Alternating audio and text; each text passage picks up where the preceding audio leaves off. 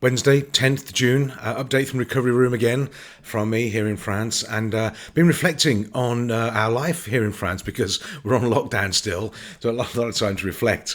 And we've been here for 10 years now. We moved here from the US, from we're based over there out of Las Vegas, so a bit of a shift coming over here from there, as you can imagine.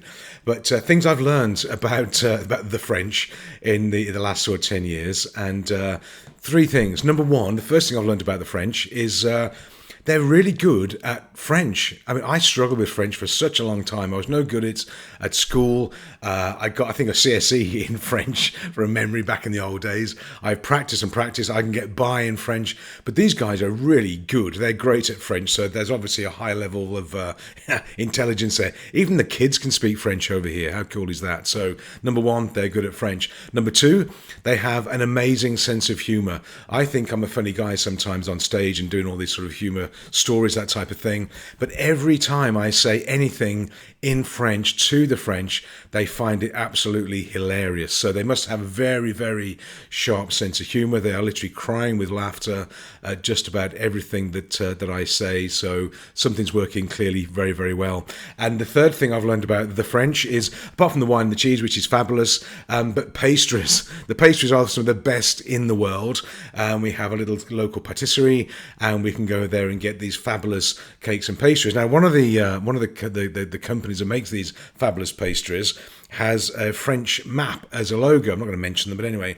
But they have these things that you can just see. That is a little ceramic tile, very, very thin, and it's got a croissant as a smiley face on it and a little logo underneath it in the shape of a map of France. And these things are ceramic. So if I just tap it for you, ceramic is hard. And what they do, they place these on top of the pastries or the cakes or the flans, wherever they make, they place one of these on top.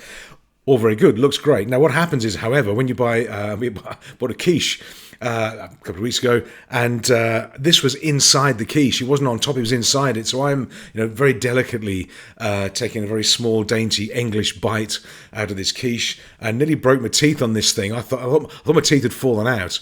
You remember the missing tooth story from 6 months ago. But anyway, thought I broke my tooth on it. I hadn't. It was this blooming thing.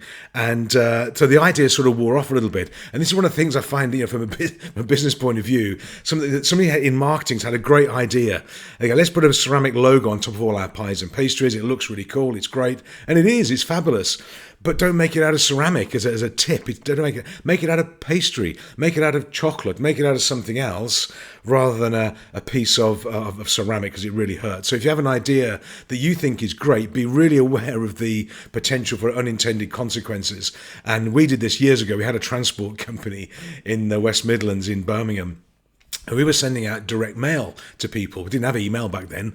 Anyway, direct mail, sending out pieces out to them. What we did, we put a card, a letter, handwritten letter. A letter went out, and it said on the card inside, we are the cure to all your logistics headaches. And we stuck to it, to the letter, was a Beecham's powder, the headache flu powder. That one, it was a bit of fun, that was all. Did really well. Prospects loved it. We got phone calls, got new business, all that thing, all was good, until we got a call. We got a phone call, a panic phone call, not panic, but from the West Midlands Police.